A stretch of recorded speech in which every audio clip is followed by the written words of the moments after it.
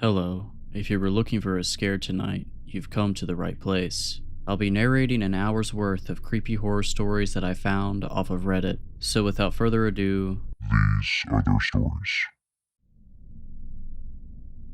My father was a pretty easygoing person. He was always the fun dad who'd get my brother and I what we want from McDonald's or take us to the arcade downtown over the weekend. We'd play catch in the backyard and go hiking in the Green Mountains that always stood as the backdrop of my childhood. He was a very outgoing person and active in our small town community. He coached my baseball team and sometimes stood in as an assistant scoutmaster for our local troop, Troop 191. I looked up to him a lot, more than maybe most if I'm being honest with myself. Definitely more than my brother Sean. And now I look back at how my father was, especially during my most formative years, and I wonder how exactly he did it. He was the owner of a local security company. They'd set up cameras, alarms, the whole 9 yards. They also provided guards and watchman services. As far as I'm aware, these jobs were few and far between. It was fairly rare that any person or place really needed protection in Harmon. Our police force had a total of 5 members, and they were all part-timers other than the chief. What I didn't realize as a child was my father's company was farther reaching than Harmon's vague borders with the wilderness that surrounded it. They were contracted across the state, across New England sometimes. Again, most of this was alarm and camera security system work. Glorified electricians essentially, but they were good at what they did. The watchman positions only became available every once in a blue moon, and that was only because my father rarely took those jobs. He didn't even have dedicated employees for the work, simply hired freelancers looking for a quick buck, essentially watching cameras in an office for 8 hours a night. Things started to change after the recession, however. People didn't have the money to splurge on expensive security systems. My father knew we would struggle if he didn't make changes, and soon what was the outlying limb of his business became its core. People needed work, more and more properties were being neglected and abandoned, and my father saw that opportunity to capitalize on both. I remember he started coming home later than usual. Sometimes I didn't even see him until the next morning. Frankly, I was too young to really know what was going on. Sean might have been more aware, but I've never talked to him about it. As I grew up, I learned little bits and pieces of the night watchmen my father employed and the places they were hired to guard. He'd usually have some funny story to tell of the nightly reports he had come in. Sometimes there was nothing he'd tell me, however. When he got home, he'd simply drop his coat off in the mudroom and brush past my brother and I towards my mother with nothing but a shallow smile. I would watch my mother wrap her arms around him and they'd quietly walk into the next room, away from our prying ears and my prying eyes. As I grew older and all through high school, I was asked by many of my classmates if my dad could get them into one of the many properties which they surveyed. I'd always say no, of course. My father was very adamant about how dangerous those places were. He'd always say, "We aren't protecting the property from people, we are protecting people from the property." And anytime anybody I knew would try to make it past the watchman, they would end up in my father's office by the morning. Despite usually having known them since they were 5, Harmon was a small town after all. He never hesitated to let the police teach them a lesson. That included my best friend Devin, who lived 2 houses down from mine. Devin was probably one of the worst offenders if I'm being honest. I never dared join him on any of his expeditions, but once he got a car he was gone pretty much every single night. He was a smart kid, far more intelligent than the normal crowd that would break into any of the places my father's company surveyed. As a result, he got away with it. He wasn't there to trash the places though, just explore from what I was told. He'd show me pictures he took off his camera during lunch at school the next day, and to be honest, I didn't really understand the appeal. They just seemed like abandoned buildings, dirty, dusty, and probably dangerous. My father's words were still etched into my mind. Devin always defended his expeditions, however, despite the risks he took to achieve them. After high school, I honestly didn't know what to do with myself. I tried my hand at community college, but that didn't go far. Looked into the trades, but I'll be the first to admit I wasn't built for the blue-collar lifestyle. After 6 months or so in the spring of 2018, my father offered me a job. "Hey kiddo, can I come in?" he asked, knocking on my bedroom door. I swung around in my desk chair, pausing the game I was playing. "Yeah, of course," I replied with a bit of hesitation. I knew this conversation was coming. It had been months and I'd been stuck working at the local urgent care behind the front desk, a carryover from my short interest in pursuing medicine. It wasn't the most glorious work, and sometimes it certainly wasn't pretty, but I was comfortable there. He sat down on the bed across from me and folded his hands, letting out that sigh that always came before your parents said something you didn't want to hear. Adam, we need to talk about where you're going, he said plainly. What do you mean where I'm going? I mean where you're going, what you want to do with your life, college, career, anything at all. I hate seeing you just wasting your time here. He elaborated. Dad, I have a steady job. I'm just figuring out what I want to do, I said as sternly as I could muster. It was a weak attempt. You told me that back in the fall. It's May now, son. I gave you your time. Now I just can't watch you waste your time anymore, my father admitted. What are you trying to say? I asked with a bit of hesitance. I want to give you an opportunity, since clearly you aren't pursuing one yourself. He finally spit out, a job, working for me.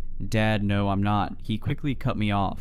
Adam, listen, it's better pay than you're getting. Hell, it's better pay than your brother is going to get once he finishes school. It can be the start of a career for you, or at the very least, you can start saving some real money for the future. And it's easy work. You'll have plenty of time to figure out what you want to do. He tried selling me, even repeating my own words. I shut my eyes for a moment and exhaled. What's the job? I asked begrudgingly, knowing this was less of a choice than he was making it out to be. Night watchman, 5 days a week, 8 hours each day. I'll even let you pick your days off. I thought you didn't want me going to those places. Aren't they dangerous after all? I questioned, trying to use his words against him. He rolled his eyes. I know what you're doing, son, and you're not a kid anymore. Plus, you'll be there legally, not trespassing like your friends. I'd be handpicking your assignments anyways. I won't have you going. If I'm going to take this job, I don't want any special treatment, Dad, I argued. You offer me this job, I will go where you'd send any other watchman. He didn't respond for a moment, clearly not having a quick counter like he did for anything else I'd said up until that point. If that's what you want. He finally stumbled out, less assertive than before. His demeanor had completely changed in those few moments. Any confidence he conveyed had eroded severely. He looked at me with eyes that told me to fight the offer that he himself had just been arguing for, and I looked back at him with a new sense of cockiness, like I'd somehow beat him at his own game. I barely even thought about what I was doing. I knew my job was dead end anyway, so I didn't see much stake in keeping it. Maybe this was a smart idea. My father had always had my best interest in mind. He wouldn't have ever offered this to me if he thought I couldn't handle it. But then again, I had thrown in a term that he did not offer. I'll do it, I agreed simply, giving him a smile. He nodded silently, slowly rising from the bed and walking towards the door. Alright, I'll let you put your 2 weeks in then, I guess we'll get to work. Looking forward to it, Dad, I told him. He bit his lip, looking like he was holding back something as he shut the door behind him. I didn't think twice about it, more interested in returning to my game than my father's minute facial expressions. In my own defense, I was 19 and I was stupid. After I'd finished up at the urgent care, my father started me out shadowing one of his other watchmen. His name was George, an older man in his early 60s. He had bushy gray hair with a matching mustache and always wore a shirt and tie to the job, despite my father insisting to me that just a solid black shirt and pants would do fine. George took his job seriously, but he seemed happy to take me under his wing when my father explained the situation. I worked with George for 2 weeks, watching over the light bulb factory that had closed about 10 miles outside of Harmon. I remember people talking about it the first couple of years after it closed. Devin went a couple of times, but I guess the owners were tired of the place getting broken into, and my father was the man to call. George explained all the odds and ends of the job, when to interfere, when to make the call to the police, and how to use the camera system in the security trailer. Admittedly, upon first impressions, this might have been the easiest job of my life. The first week, nothing happened, and I mean nothing. George started letting me lead the perimeter walks, camera setups, and system checks, but other than that, we sat in that little office all night long. It took a bit for George to start talking, but once he did, I barely got a word in. It made the nights fly by, the man telling me his life story night after night in almost chronological order. He had plenty of time after all, we weren't going anywhere. The second week I had my first encounter. I had graduated from leading perimeter walks to soloing them. George assured me he was watching me the whole time and we had walkies if anything went wrong. I wasn't too worried though, the place had been dead all of the last week, and this week was shaping up to be no different. I rounded the corner of one of the old brick buildings into a courtyard before stopping dead in my tracks. Through the open window on my left, I heard the crackle of broken glass and the shift shifting of dust over the concrete floor inside. My heart dropped for a moment before I tried to regain my composure, pulling out my flashlight and shining it through the window. "Is somebody in there? This is security," I said as seriously as I could pull together. I waited for a moment but got no response, not a sound. I let out a sigh, pulling out my radio. "Hey George, I think I've got someone inside building 5. I dispatched." "You need a hand, kid?" he asked in a scratchy, gruff voice.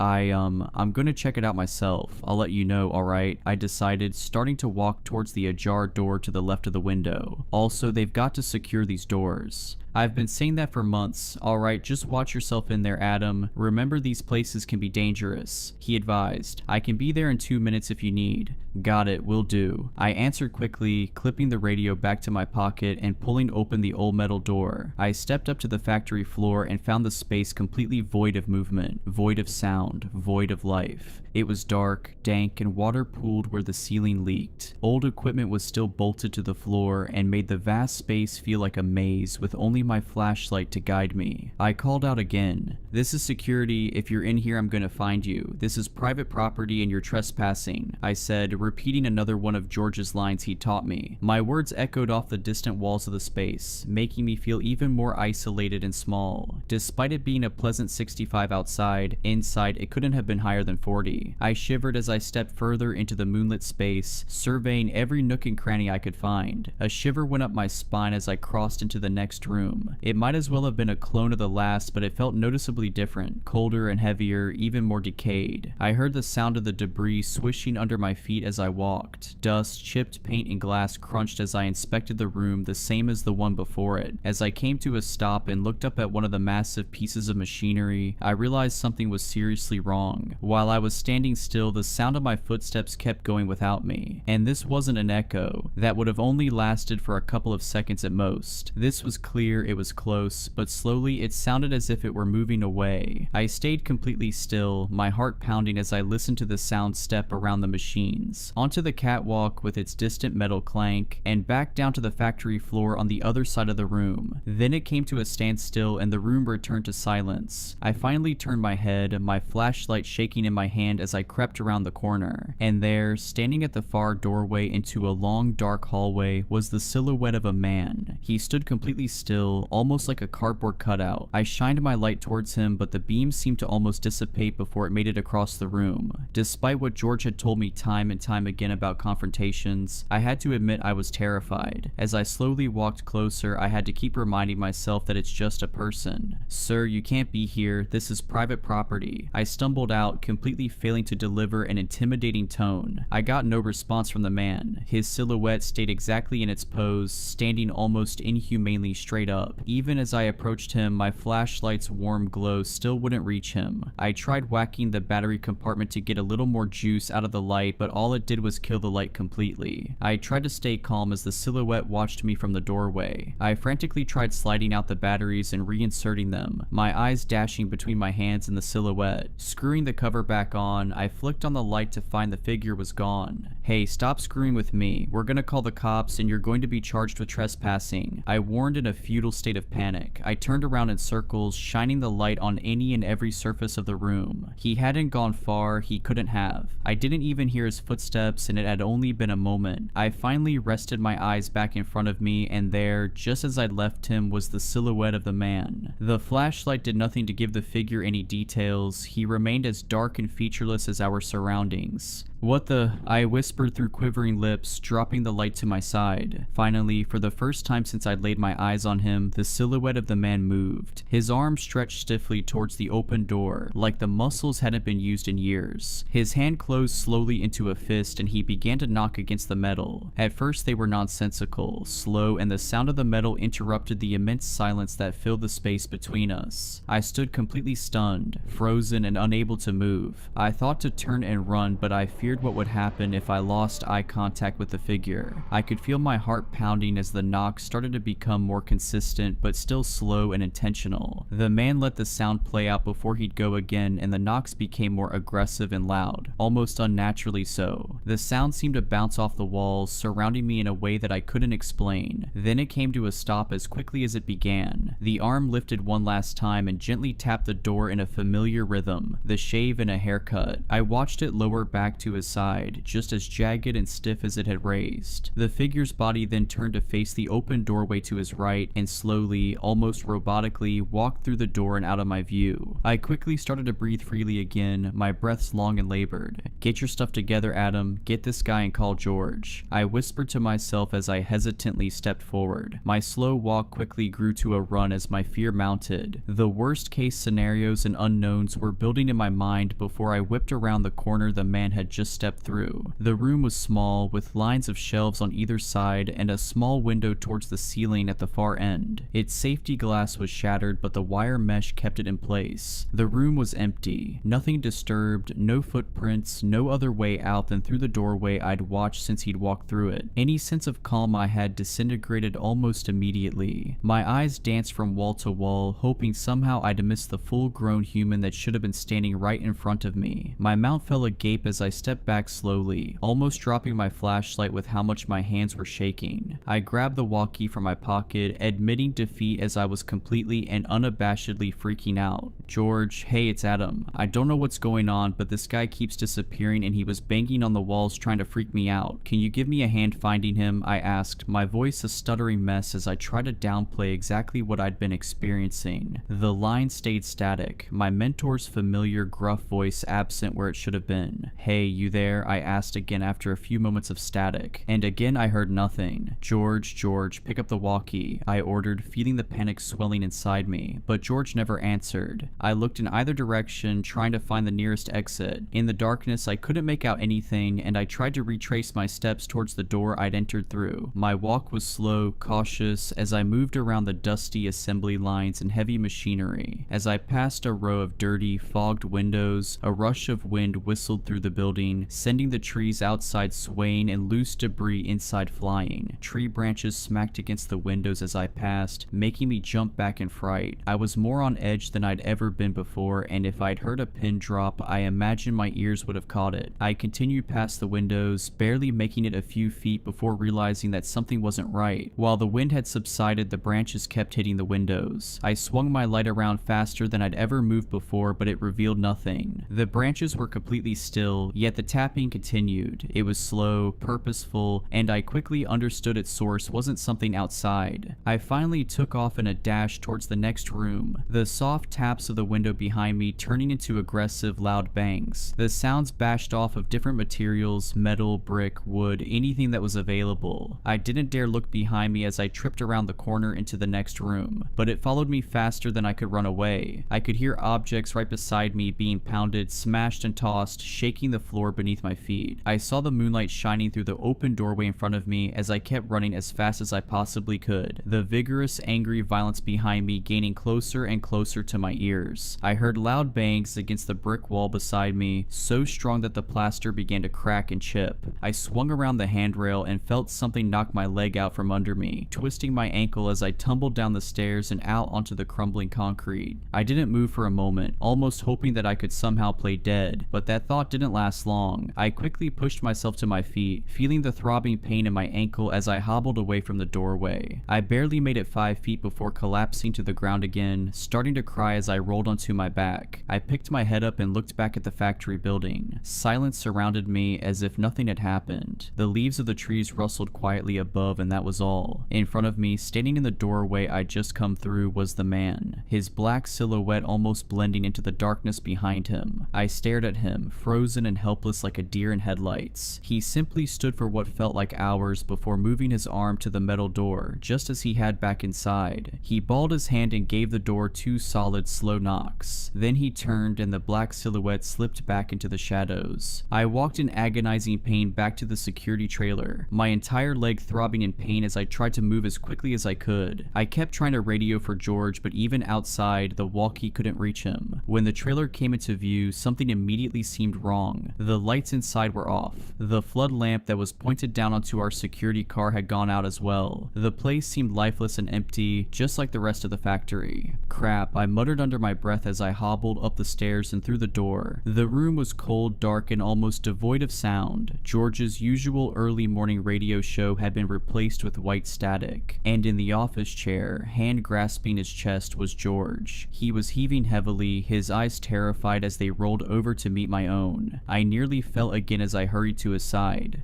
"George, what happened? I'm calling 911. It's going to be okay, I promise," I insisted, my months of working the front desk at an urgent care coming right back to me. I grabbed the phone off the desk and with trembling fingers dialed 911. I knew what I was looking at. I'd seen it more times than I'd like to admit. George was having a heart attack. The ambulance arrived within 10 minutes. Harmon Regional Hospital was only a few miles away, but it felt like a lifetime had passed as I tried to keep the man conscious. He never spoke, focusing all his efforts on breathing as I kept repeating over and over. We sat in the dark, with the sound of the radio static the only thing breaking the silence of the desolate property. Paramedics swung the door open, followed by the police who quickly took over the scene. George was moved onto a stretcher, his almost limp body carried out of the room. The paramedics took us both to the hospital, the police giving me a ride in the back of their cruiser. "So, what happened to you, kid? You look like you just went through hell," the officer asked as we pulled out behind the ambulance. My face was slumped against the glass, watching the desolate factory slowly disappear behind the trees. I tripped down the stairs inside one of the buildings, twisted my ankle and fell on the pavement, I said softly. "Thought you guys don't go inside unless there's suspicion of trespassing," he recalled. "Yeah, I thought I heard something inside, but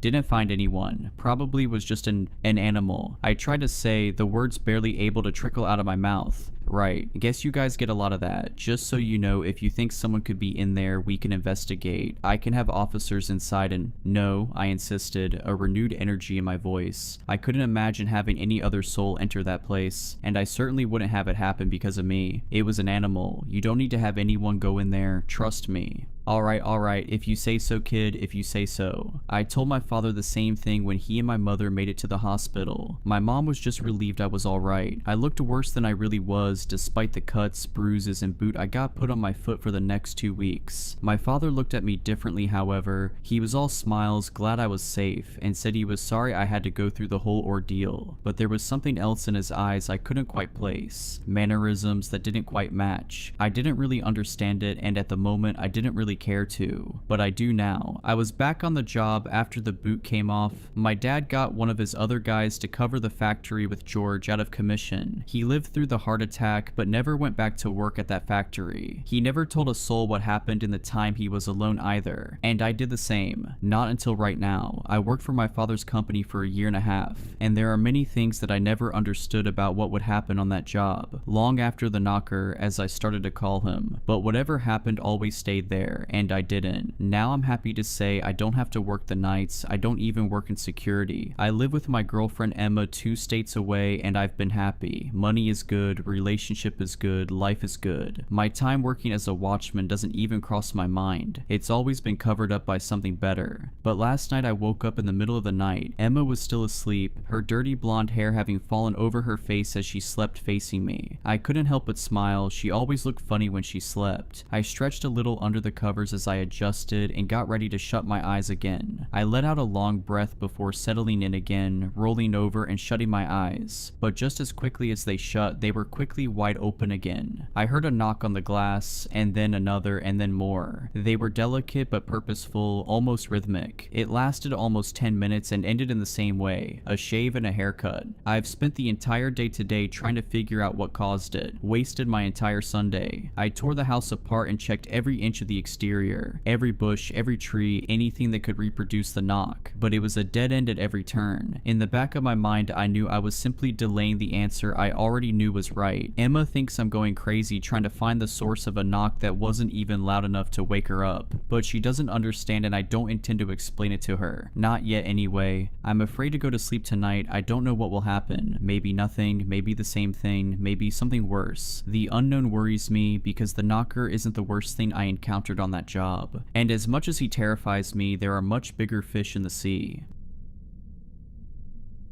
It all started last week on a quiet evening when I was scrolling through my phone. My storage was full, so I began the tedious task of deleting old photos. But then something caught my eye. A photo album titled Sleep Well, one I didn't remember creating, appeared on the screen. The creation date was from the night before, just hours earlier. A cold shiver ran down my spine as I opened it. Inside was a picture of me taken while I slept, vulnerable, unaware. The angle of the shot was disturbingly specific, as if the photographer had been hiding just out of view. Their presence felt only in the eerie stillness of the moment. The most disturbing detail: the picture was taken from inside my closet. I live alone. My heart dropped. I could feel the color draining from my face as a heavy pressure squeezed my chest. I was being watched. My eyes instantly darted toward the closet. As I trembled in fear, I wondered, was someone inside it? I don't know. I was too scared to look. In a panic, I immediately grabbed my car keys from beside the bed, rushed to the front door, and drove straight to the police. I arrived at the police station, feeling a strange sense of relief just for making it there. I told them everything that happened and showed the picture. The officers listened, then agreed to send someone to search my house. They searched every inch: closets, drawers, windows, nothing. No signs of break-ins, no clues that anyone had been there. The police told me to change my locks, install security cameras, and keep in touch in case something else happened, but it didn't feel like enough. I was terrified. The idea of someone watching me, of someone being inside my closet, haunted me. That night, I opened the closet fully, convinced that if I could see inside, I could rid myself of the fear. But something felt off. I could still feel the presence, like someone was right there, just beyond my sight. The weight of paranoia suffocated me. Unable to sleep, I went to the kitchen to make something to eat. I called my friend Melissa and told her what happened. With my voice shaking, I made myself some popcorn and went back upstairs to my room. Still talking to her, trying to sound calm, I noticed something wrong. I stopped mid-sentence. My breath hitched. The closet door that I had left wide open was now closed, but not fully. There was a slight gap, a narrow sliver, just enough for me to know that someone or something was inside. I couldn't see who or what, but I could feel it. The pressure of being watched. My eyes locked on the gap, heart hammering in my chest. Then I saw it. A single wide eye staring back at me from the darkness. My voice trembled as I spoke.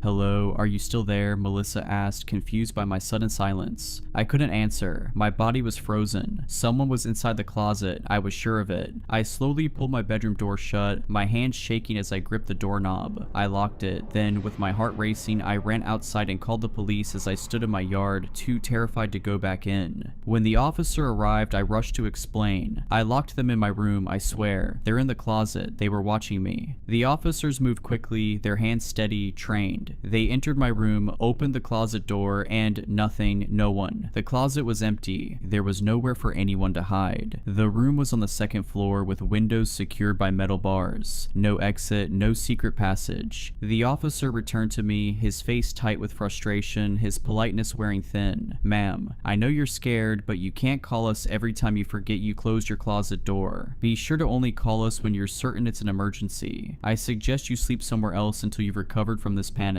"What, are you sure you searched everything?" "They must have escaped," I said, my voice trembling with remorse and disbelief. I felt the walls closing in. How could they have missed something? How could they not see it? "As I said, the house is empty," the officer replied, his tone cold and dismissive. I felt my frustration growing. This wasn't right. There was someone there. I couldn't shake the feeling, the cold certainty gnawing at me. No, you have to believe me. There was someone in there. I locked the door, I swear. There's no way they could have gone anywhere. My house is locked down. Please search again," I insisted, my voice rising in desperation. The officer gave me a long look, clearly fed up. "Ma'am, we've been over this. The house is empty. Nothing's here. I suggest you take a step back and calm down. We can't keep coming back every time you think someone's in your closet." His words hit me like a slap, each one a cold dismissal of everything I had experienced. I stared at him, fighting to hold back tears. But I saw them. I saw their eye. "Get some rest," he cut me off, turning on his heel. "We're done here." Reluctantly, I followed the officer's advice and went to sleep at Melissa's house. She's my best friend, and being with her felt like the only place I could be safe, at least for that night. Melissa tried to lighten the mood, but I could hear the nervousness in her voice. "Are you sure this picture isn't just some joke from someone messing with your head?" I forced a weak laugh, but it was hollow. "Number, I'm sure about what I saw. There's someone watching me." I didn't want to talk much. My mind was racing, but the words wouldn't come.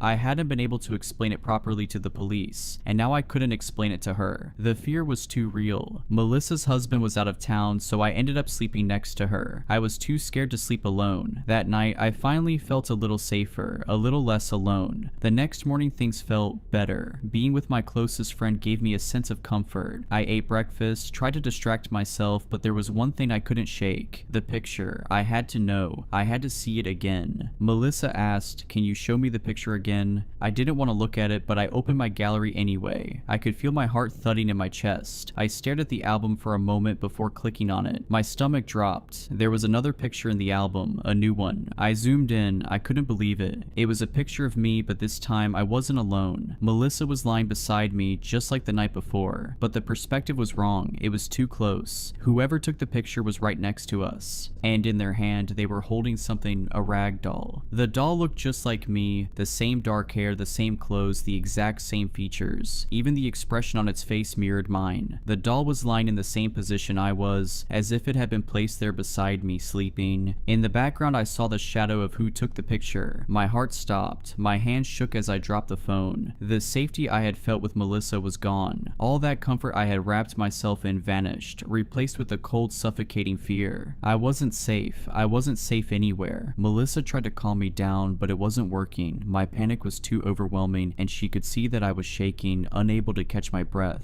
Desperate to understand what was happening, she quickly reached down and grabbed my phone from the floor. Her fingers trembled as she opened the photo album, her eyes scanning the picture I had just shown her. Okay, this doesn't make any sense, she muttered, her voice tight with confusion. She looked at me, then back at the photo. Her brow furrowed as she tried to make sense of it, but there was a flicker of doubt in her eyes. Are you sure this isn't just some sick prank? Something someone's been sending you? Maybe an ex or someone you know? I shook my head, my voice barely a whisper. No, Melissa, I swear, it's not a prank, this is real. Someone's in my life, and they're watching me. Her expression faltered for a moment, and I saw her hesitate, her eyes darting nervously around the room as if she could feel the weight of something watching her too. Slowly, she handed the phone back to me, but this time I noticed her hand was shaking. Do you think they could be here too, in my house? She asked quietly, her voice laced with a hint of fear. I swallowed hard, my own breath catching in my throat. I don't know, but I don't feel safe anymore. I don't think I'm safe anywhere. Melissa's eyes widened slightly, and she stood up from the bed looking around the room. Her voice dropped to a whisper. I don't know, I heard some noises last night, but I thought it was just the house settling. I didn't want to say anything because I didn't want to worry you. The fear in her eyes mirrored my own. For the first time I realized I wasn't the only one feeling watched. I think we need to check the house just in case, she said, her voice trembling as she grabbed her phone, preparing to call someone for help. Her eyes were wide, her body tense, as she waited for my response. Melissa looked at me, her face pale with concern. We need to go to the police, she said, her voice firm despite the obvious fear in her eyes. You can't keep dealing with this alone. If someone's really doing this to you, they need to know. I shook my head, a knot of anxiety forming in my chest. The police won't believe me, Melissa. I've already been there. They searched my house and found nothing. They said I'm just imagining things. They don't take me seriously. Melissa's face softened, but her voice remained steady as she reached for my hand. Number.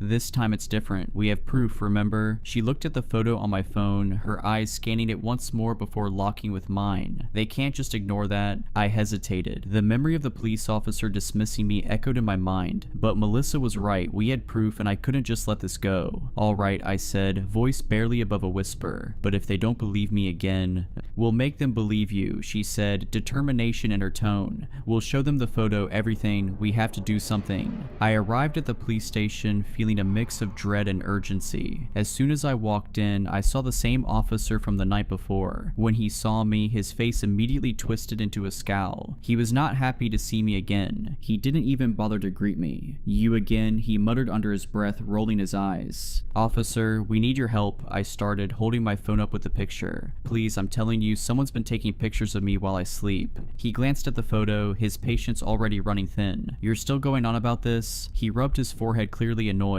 I already told you, there's no sign of a break-in, no evidence of anyone being inside your house. What do you want me to do? Investigate every closet in the city? I could feel the knot of fear tightening in my chest as I desperately tried to explain. But you don't understand, this picture, it's not just a prank. Someone's still watching me. Melissa, who had been silent until now, spoke up. We don't have any more evidence, but we've checked everything. The house is empty, but she's still seeing things. This picture... The officer cut her off with a harsh wave of his hand. Enough with the photo. photo, he snapped, clearly not believing either of us. I've already done my part. If you two are gonna waste my time, I suggest you find another way to deal with this. He took a deep breath, then sighed in frustration, clearly not wanting to deal with this anymore. Alright, he said, I'll go to your place and search your house again, but don't expect me to find anything. The officer came with us, walking into Melissa's house like it was just another job. He searched every room with annoyance, even though we had already checked everything ourselves. We stood in the living room, the tension growing as we waited for him to come out. When he finally emerged from the last room, his face was contorted with anger. There's nothing here, he said sharply. No sign of a break-in. No one's been here, so stop wasting my time. I couldn't hold it in anymore. But the closet, someone was in there. They're still watching me. Please, you have to understand, I'm not making this up. He shot me an angry look, his voice turning cold. I've been through your house and I haven't found a damn thing. You really think I've got time for some prank, some sick joke? You two think this is funny? Melissa and I exchanged a look, both of us trying to process the officer's words. My heart sank as I realized the officer was done taking us seriously. This is ridiculous, he said, his voice laced with frustration. I'm not going to keep playing along with this. No more emergency calls. You two should find a way to get some rest instead of dragging me into your delusions. He turned and walked toward the door, leaving us standing in the middle of the room, shocked and speechless. The door slammed behind him with a finality that made my whole body tense up. Melissa just stood there, her face pale, her eyes wide with disbelief. Silence. Complete silence filled the room as Melissa and I stood there in disbelief. I need to go home. It's watching me, not you. Me being here is just putting you in danger, I said with my eyes welling up with tears.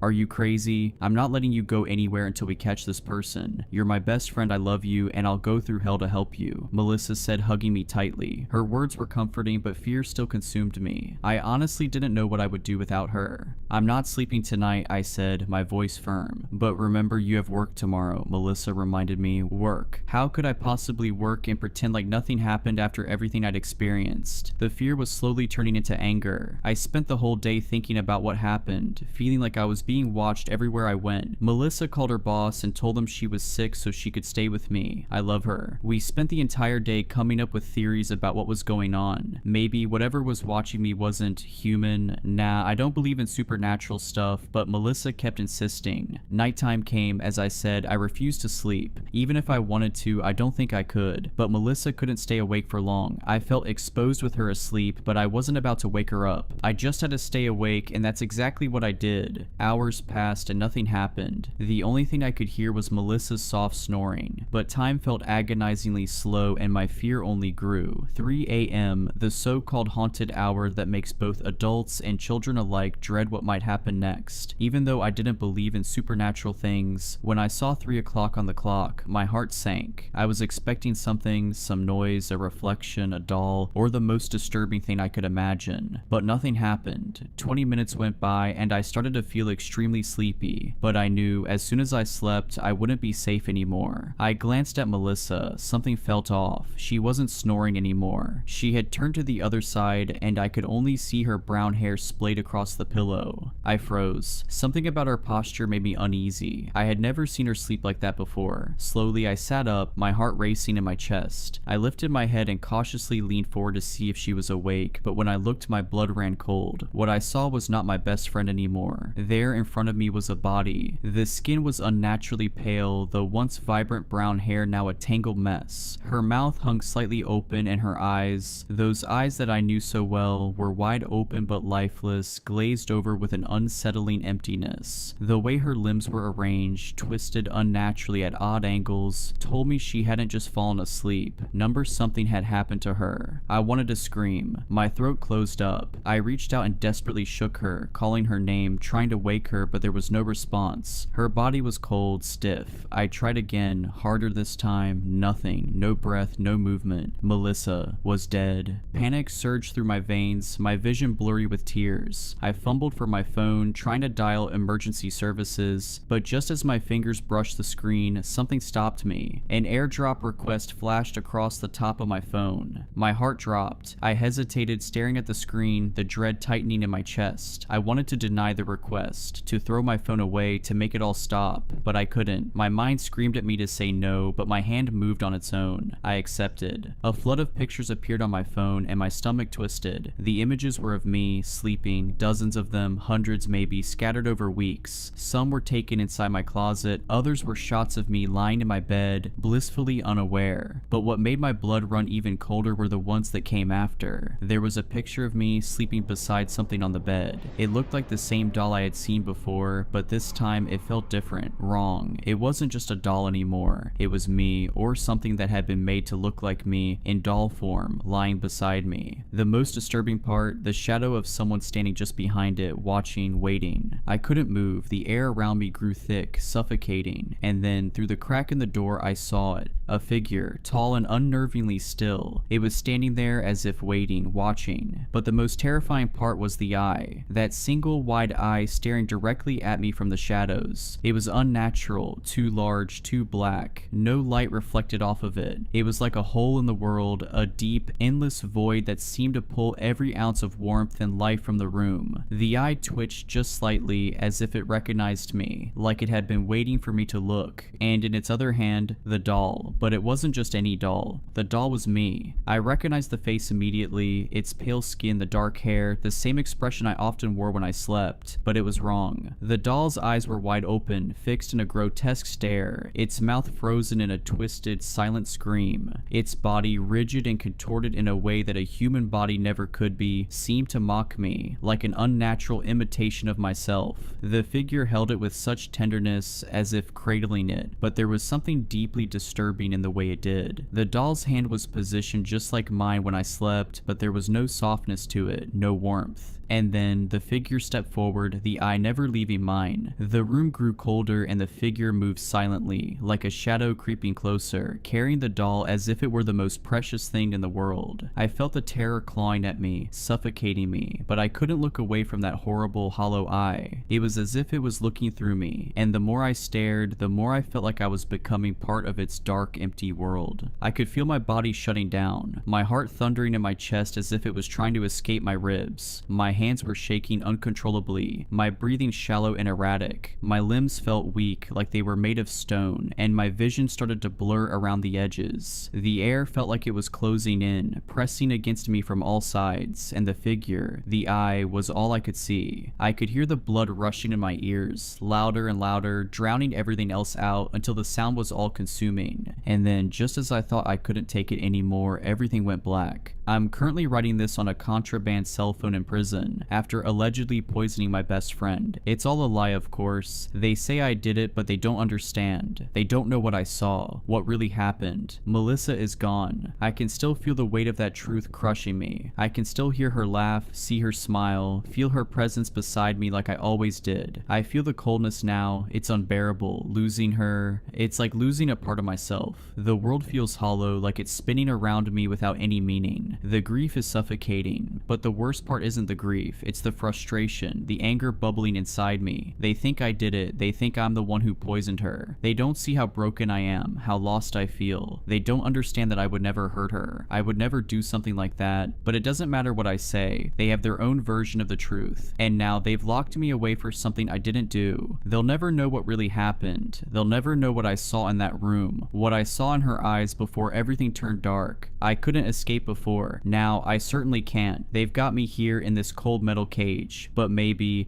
I can. There's still one thing I can do. I'm the only one who could put an end to this, to everything. The figure is still watching me, I can feel it. That same eye, always lurking, always waiting. It's still out there haunting me. I thought maybe, just maybe, being locked up would give me a break from the constant fear, but no, it follows me. It's always watching. I don't know how long I can keep going, how long I can pretend that I'm okay. I can't take it anymore. The nightmares, the paranoia, the guilt, they all blur together. I miss Melissa. I miss her so much. I love you, Melissa. I always will. I can't wait to join you.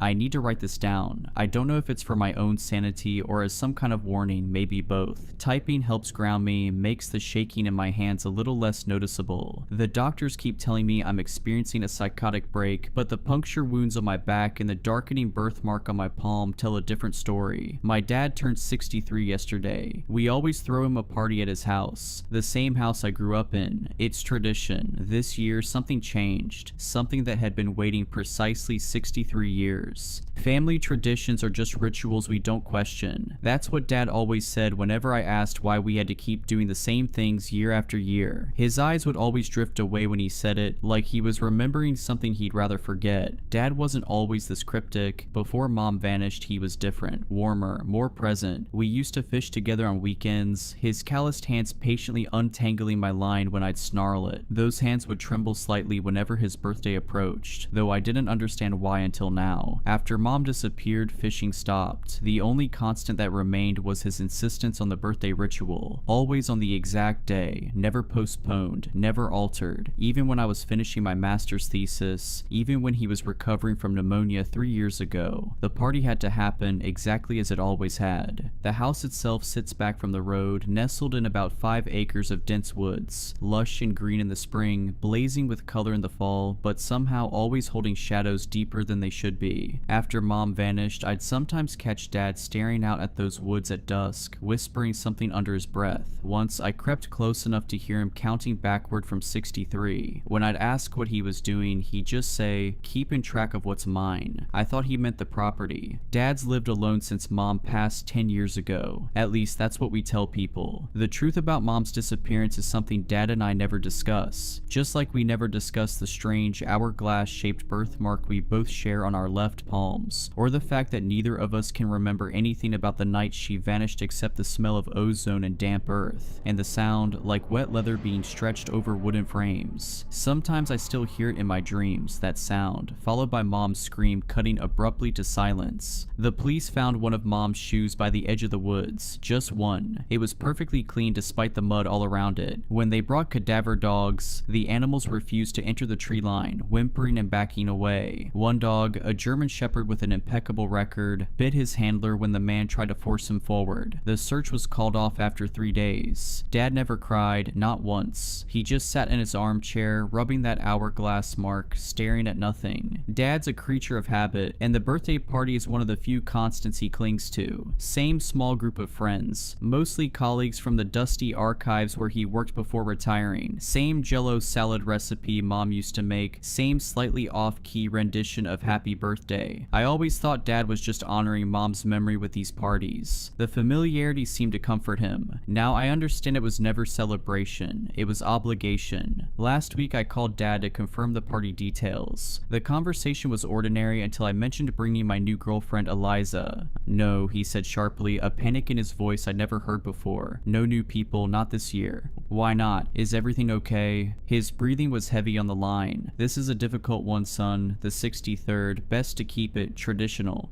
What's special about 63? I asked. The silence stretched so long I thought we'd been disconnected. Then, so quietly I almost missed it, he said, "That's how many they need." When I pressed him, he changed the subject, voice resuming its normal cadence as if the moment of strangeness had never happened. "I didn't invite Eliza. I got there around 6 p.m. on the day of the party. The gravel crunched under my tires like usual, but something felt different. The trees seemed to bend inward, watching, listening. Strings of faded party lights were draped across the porch railings, buzzing with an unnatural persistence, like insects speaking in code. When I killed the engine, the silence that rushed in felt hungry. Before going inside, I noticed something odd. The wind chimes Mom had hung years ago were perfectly still, despite the breeze I could feel on my skin. I touched one. It was ice cold and made no sound, as if it were frozen in time or existing in some different medium than the air around it. Inside, the usual suspects were already mingling. Mr. Henderson, Dad's old boss, looking even more like a bewildered owl than usual. Mrs. Gable from next door, clutching her ubiquitous Tupperware container. A few others whose names always escape me, but whose faces are etched into the memory of dozens of these parties. As I shook hands with each guest, I realized something that sent ice through my veins. Each year they look exactly the same, not not just similar, but identical. I realized with a chill that Mrs. Gable's dress was the exact same one she'd worn to every birthday since I was 15. The small coffee stain on the left sleeve hadn't changed, hadn't faded, it was precisely the same stain. The amber necklace she wore caught the light in the same way, reflecting the same pattern on her collarbone. For a decade, she hadn't aged a day. Dad seemed fine at first, maybe a little tired, but he greeted me with his usual warm hug, smelling faintly of pipe tobacco and old paper. He was wearing the slightly too loud Hawaiian shirt I got him last year. Everything felt normal. The low murmur of conversation, the clinking of ice in glasses, the smell of roast beef warming in the oven. But beneath it all was something wrong, a discord like music played at the wrong speed. When Dad hugged me, his arms held on a beat too long, his fingers pressing into the spot where my spine meets my neck, as if counting the vertebrae. I pulled away, and for a second, just a flash, his eyes seemed completely black before returning to their familiar hazel. The first crack in the facade was small. I was getting a drink in the kitchen when Mr. Henderson came up beside me. He didn't say hello, just leaned slightly towards the refrigerator, his eyes fixed on the magnets holding up my childhood drawings. I noticed with unease that one drawing, a crayon scribble I'd made at age 6, depicted tall, thin figures standing in a circle around a smaller figure. I didn't remember drawing it. The crayon marks seemed to shimmer slightly, as if freshly applied. "The cycle nears completion," he whispered, his voice dry like rustling leaves. "Your father has served well, but the vessel weakens." I forced a laugh, my throat suddenly tight. "What cycle's that, Mr. Henderson? Getting Dad another year older?" He didn't smile. He just slowly turned his head, his owlish eyes seeming too large behind his thick glasses, pupils contracting to pinpricks despite the dim light. The lineage must continue. The hunger must be fed. A memory surfaced. I was 7, hiding in the hallway past my bedtime, watching Dad and Mr. Henderson bent over old maps spread across the dining table. "The confluence occurs every 63 years, Henderson had said. "That's when the door thins. That's when payment is easiest." Dad had nodded gravely, his finger tracing something on the map I couldn't see. In the memory, Henderson had turned suddenly, looking directly at my hiding place, though I was certain I'd been silent. "The boy already shows the mark," he'd said, "stronger than yours was at his age." Dad had glanced up, his face drawn with a sorrow I couldn't comprehend then. "He won't bear it," Dad had answered firmly. "I'll find another way." Now Henderson straightened up, grabbed a napkin, and walked back into the living room as if nothing had happened, but not before I caught the faintest flicker of something insectile moving beneath the skin of his neck. I reached for my phone to call someone, who I wasn't sure, when I noticed the childhood drawings on the fridge were different. Where had been stick figures and houses, now showed dark, spindly shapes with too many limbs. One showed a crude black candle with a purple flame. Another showed an hourglass with what looked like a tiny figure trapped in each bulb, their mouths open in silent screams. I glanced at my palm, where the hourglass mark seemed darker than usual. I've had it since birth. Dad told me once it meant I was a keeper of time. Mom didn't have one. I remember asking her why when I was small, and she'd looked at Dad with such sadness before answering, "Because I'm not part of the line, sweetheart. I'm just a visitor." Then she'd hugged me so tightly it hurt, whispering into my hair, "But I'd rewrite time itself to keep you safe." Mrs. Gable, setting down her jello salad, lime green as always, caught my eye and gave me this wide, unblinking stare. Her smile didn't reach her eyes. It felt stretched, painted on. She held my gaze for an uncomfortably long moment before turning away with a jerky movement that reminded me of stop-motion animation. The jello didn't wobble as she set it down. It remained perfectly still, as if frozen solid, or as if the laws of physics simply didn't apply to it. As more guests arrived, the same faces Dad had known for decades, the atmosphere grew heavier, charged with something I couldn't name. They greeted Dad with a strange formality, their handshakes lingering, their fingers tracing the hourglass mark on his palm. Their eyes scanned him up and down with an unnerving intensity, like butchers assessing a prime cut. They barely spoke to each other, arranging themselves around the living room in a loose semicircle facing the armchair where Dad usually sat to open presents. They just stood there, waiting. "Dad," I whispered, catching him alone by the hallway. "Something's wrong. These people..." "Not people," he corrected quietly, his eyes darting around the room. For a moment he looked terrified. "Never were. I'm sorry, son. I tried to keep you away from all this. Your mother and I both did. She thought if she..." He stopped abruptly as Mrs. Gable approached. "It's time for cake, Arthur," she trilled, her voice hitting notes that made my teeth ache. Dad nodded, defeated. "Yes, time for cake."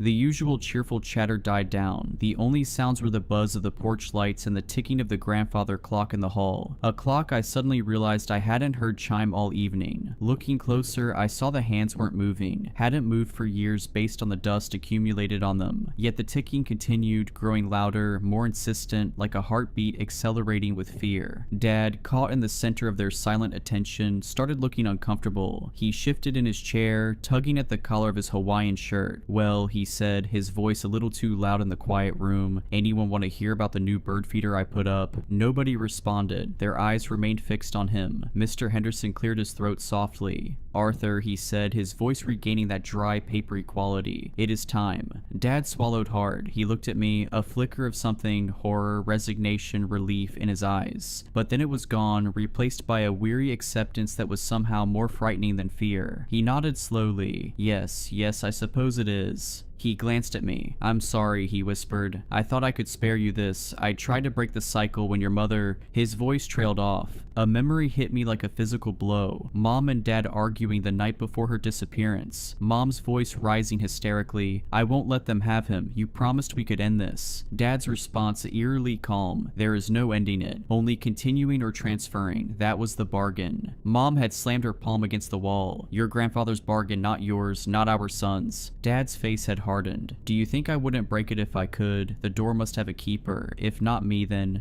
let it be me," Mom had said, her voice suddenly quiet, resolved. "I've found another way." This wasn't part of the birthday tradition, or maybe it was the only true tradition, hidden beneath the veneer of normal celebration all these years. Mrs. Gable stepped forward, carrying not her jello salad, but a small, ornate wooden box I'd never seen before. No, that wasn't true. I had seen it once in the attic when I was 7. Dad had caught me looking at it and forbidden me from ever going into the attic again. The box was carved with symbols that hurt my eyes to look at directly, patterns that seemed to shift and change when viewed peripherally. She placed it on the coffee table in front of Dad. The other guests leaned in slightly, a collective intake of breath that sounded like wind through dry reeds. "What's going on, Dad?" I asked, my voice trembling slightly. "What is this?" He wouldn't look at me. Just part of getting older, son. Some things you have to accept." He rubbed his hourglass birthmark absently. "Some bargains can't be broken." I felt a sudden stabbing pain in my own palm, looked down to see my birthmark darkening, the edges growing more defined, throbbing in time with my racing heart. Black veins began spiderwebbing outward from it, disappearing beneath my sleeve. The pain was sharp, electric, climbing up my arm like invasive vines. Mr. Henderson gestured towards the box. "Open it, Arthur. Fulfill the pact. Begin the transition. 63 years is complete. The door awaits its keeper." Pact, transition. My heart started hammering against my ribs. This felt wrong. Deeply, fundamentally wrong. These weren't Dad's friends. They looked like them, sounded mostly like them, but they were hollow, copies. Or maybe they had always been something else, wearing human appearances like ill-fitting suits. Dad's hands trembled as he reached for the box. The lid wasn't hinged. It lifted straight off. Inside, nestled on dark velvet, wasn't a gift. It was a single, large black candle. Its wax strangely iridescent,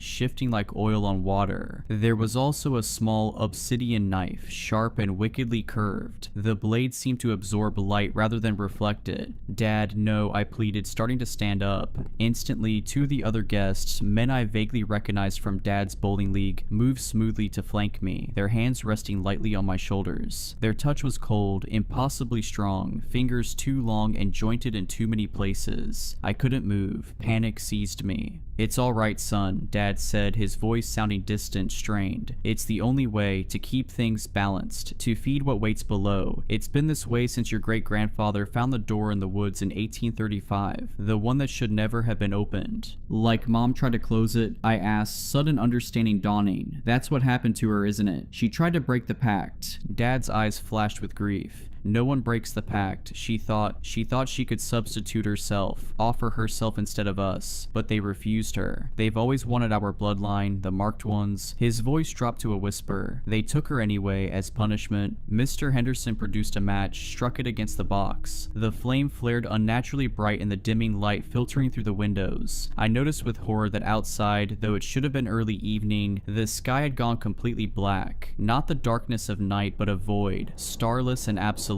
The match's flame cast no shadows despite its brightness. He lit the black candle. It didn't smell like wax, it smelled like ozone, like damp earth, like something metallic and old. The flame wasn't yellow or orange, it burned with a deep violet light that cast long dancing shadows that moved against the direction of the flame's flicker. The shadows formed shapes on the wall, elongated figures with too many limbs, contorting in what might have been dance or agony. And I remembered something else. Being 5 years old, waking from a nightmare where tall creatures with too many joints danced around my bed. Dad had come in, seen my terror, and shown me his palm. "We see them because of this," he'd said, pointing to his hourglass mark. "We're the only ones who can. That's our burden, our gift." "The offering," Mrs. Gable prompted, her stretched smile wider now, splitting her face unnaturally. As she spoke, I glimpsed something behind her teeth, a darkness, a void similar to the one that had replaced the sky. Dad picked up the obsidian knife. His knuckles were white. He looked down at his own hand, resting on the arm of the chair, at the hourglass birthmark that now pulsed an angry red. He took a deep breath, closed his eyes, and made a swift, shallow cut across his palm, directly through the mark. I tried to cry out, but the hand on my shoulder tightened, squeezing the air from my lungs. My own birthmark burned in sympathy, the pain spreading up my arm as if my veins were filling with acid. Dad didn't flinch, didn't make a sound. He held his bleeding hand over the candle's violet flame. As the first drop of blood hit the flame, it didn't sizzle. It flared, sending purple sparks into the air that hung suspended, forming momentary constellations of unknown meaning. And the guessed, they changed. It wasn't instantaneous, more like a slow motion distortion. Their faces seemed to lengthen, their eyes sinking into shadow, their mouths stretching into impossible, hungry grins filled with too many teeth. The familiar forms flickered, revealing something gaunt, elongated, and wrong underneath. The air grew cold, carrying the scent of decay and something else. Something like stagnant pond water and electricity and time itself gone stale. They weren't human. They had never been human. They began to hum, a low guttural sound that vibrated in my bones. It wasn't music. It was resonance, ancient and terrifying. It was the sound I'd heard in nightmares all my life. The sound I think Mom must have heard the night she disappeared. The sound of something vast and patient, stirring beneath reality. As the humming intensified, I noticed something horrifying. The walls of the living room were becoming transparent, revealing not the expected wooden framework, but a vast, impossible space beyond. A landscape of twisted, impossible geometry, where massive, shadowy forms moved with deliberate purpose around what looked like an enormous door, its surface carved with the same symbols as the wooden box. Through the transparent floor, I could see it wasn't dirt or foundation beneath us, but a chasm that stretched downward forever, pulsing with violet light. And Dad was changing too. The weariness fell away from him. His eyes, fixed on the violet flame, began to glow with the same unnatural light. His skin seemed to tighten over his bones, taking on a grayish, translucent quality. The lines on his face deepened, looking less like wrinkles and more like carved glyphs, forming patterns similar to those on the box. His joints began to shift, bones lengthening and realigning with sickening wet cracks. He wasn't my dad anymore, he was becoming one of them, the vessel being prepared. The blood dripped steadily into the flame, each drop met with a flare and an intensification of the humming. The figures around him swayed, their shadowy forms seeming to draw sustenance from the ritual, from my father's offering, from his transformation. I finally understood. This wasn't a birthday party, it was maintenance, a feeding, a renewal of whatever pact Dad had made or inherited or been forced into generations ago. These weren't his friends celebrating his life, they were something else, ensuring their connection, their hold, ensuring the cycle continued. The blood, that's why it had to be exactly 63 years, one drop for each year, sustaining whatever lay beyond that door until the keeper could be properly prepared. And as my birthmark burned hotter, I realized with sickening clarity that I was next. The lineage continues. The hunger must be fed. Something inside me rebelled. This wouldn't be my fate. I wouldn't become whatever Dad was becoming. Wouldn't feed whatever ancient thing lurked beneath our family legacy. I thought of Mom, who had tried to save us, who had given herself to protect me from this moment. Terror gave me a surge of adrenaline. I twisted violently, shoving backward against the unyielding grips. One hand slipped just enough. I scrambled, falling over over a footstool, kicking out blindly. I connected with something hard, a knee, and heard a sharp crack, followed by a hiss that didn't sound remotely human. The humming stopped. Every elongated head snapped towards me, their glowing eyes filled with cold, ancient malice. The illusion was gone completely now. They were monsters wearing the borrowed skins of my father's acquaintances, skin that now hung loose in places, revealing glimpses of something chitinous and segmented underneath. And the thing in the armchair, the thing that was no longer my father, slowly turned its head. Its eyes burned violet. A low growl rumbled in its chest, but I saw something flicker behind those inhuman eyes. A last remnant of my father, fighting to the surface one final time. "Run," it rasped, the voice gravelly, layered, barely recognizable. "They don't want you yet, but they will. The door in the woods, find it, close it. Your mother found a way, in her journal, under the floorboards in your old room." Its voice contorted into an inhuman shriek as the others turned toward it, their attention momentarily diverted from me. Mom's journal. She'd been trying to break the cycle all along. I didn't need telling twice. I crab walked backwards, scrambled to my feet, and bolted for the kitchen door. The cold hand snatched at me, ripping my sleeve. Something sharp, a claw, raked across my back. I screamed but didn't stop moving. I slammed through the back door, into the suffocating darkness of the woods, not daring to look back. I ran until my lungs burned and tears streamed down my face. Strange whispers followed me through the trees, and more than once I glimpsed thin, impossibly tall figures moving parallel to my path, always just beyond the range of clear sight. The darkness wasn't natural, no stars, no moon, just absolute blackness broken only by brief flashes of violet light that illuminated nothing. Then I saw it, a clearing I'd never noticed before, though I'd played in these woods all my childhood. In the center stood a massive ancient oak tree, its trunk split down the middle, creating a gap that looked almost like a doorway. Inside that gap was only darkness, but it wasn't empty. It moved, pulsed, breathed. The air around it rippled like heat waves, and the smell of ozone was overwhelming. The door in the woods. What great-grandfather had found, what mom had tried to close. As I approached, I could feel its pull, a gravity that tugged not at my body, but at something deeper, something connected to the mark on my palm. The darkness inside the split trunk seemed to recognize me, to hunger for me specifically. It knew my bloodline, it knew the hourglass mark. It had been waiting. But before I could approach it further, a deafening chorus of those humming voices rose from behind me. I glanced back to see a procession of the elongated figures emerging from the tree line, led by the thing that had been my father. They were coming for me to complete what they'd started, to ensure the lineage continued. I didn't stop until I hit the main road, collapsing onto the asphalt, gasping for air. Above me, the sky was normal again. Dusky evening, stars just beginning to emerge. A car swerved to avoid me, horn blaring. Normal sounds. Normal world. As if a membrane separated this reality from the nightmare I'd just escaped. I called the police from my cell. I told them, I don't even know what I told them. A home invasion, a psychotic break. They sent a cruiser to the house. They found it empty. No signs of a struggle, no blood, no black candle, just leftover roast beef, a half-eaten jello salad, and faded party lights buzzing on the porch. The officer gave me a concerned look as he described the scene, clearly thinking I was having some kind of breakdown. There was one weird thing though, he admitted reluctantly. All the clocks in the house had stopped, every single one showing 6:13 p.m. The exact time Dad had cut his palm. Dad is missing. His friends are unreachable, their numbers disconnected, their home standing empty as if no one had lived there for years. The police think Dad wandered off, maybe had a health episode. They look at me with pity, thinking I'm hysterical from grief and stress. But I know what I saw, I know what they are, and I know that Dad didn't just wander off. He was renewed, prepared for another cycle, transformed into something that serves whatever waits behind that door in the woods. I haven't been back to the house, I can't, but I need to. Mom's journal is there, under the floorboards. The answer to breaking the cycle might be in those pages. The answer to saving Dad, if anything of him remains, and maybe even Mom. Sometimes late at night, I think I see movement in the woods behind my own apartment. Tall, thin shadows flickering between the trees. Watching, waiting, patient. I've started keeping track of how many I see each night. Always 63. Never more, never less. The hourglass birthmark on my palm has begun to darken, the edges growing more defined each day. Black veins spread from it now, reaching past my wrist. Sometimes I wake up with the taste of ozone in my mouth and dirt under my fingernails, though I haven't left my apartment. Last night, I found a small wooden box outside my door. I didn't open it. I have started researching my family history, looking for clues about this door in the woods Dad mentioned. The librarian gave me an odd look when I requested the county's oldest maps and land surveys. Funny, she said, your father used to research the same things. As she handed me the maps, I noticed something on her palm as her sleeve pulled back, the faintest outline of an hourglass. When she saw me looking, she quickly pulled her sleeve down, but not before I saw the black veins spreading up her arm. Her smile didn't reach her eyes. "When's your birthday?" she asked, her voice too light, too casual. I didn't answer. I just took the maps and left. But as I reached the library door, I heard her whisper, "Time is running out for all of us." Back in my apartment, I spread the maps across my kitchen table. The oldest one, dated 1835, showed something that made my blood run cold. The woods behind our house were marked with a symbol, a crude hourglass inside a circle, and scrawled in faded ink at the edge of the map, "The confluence, the door, the bargain is made."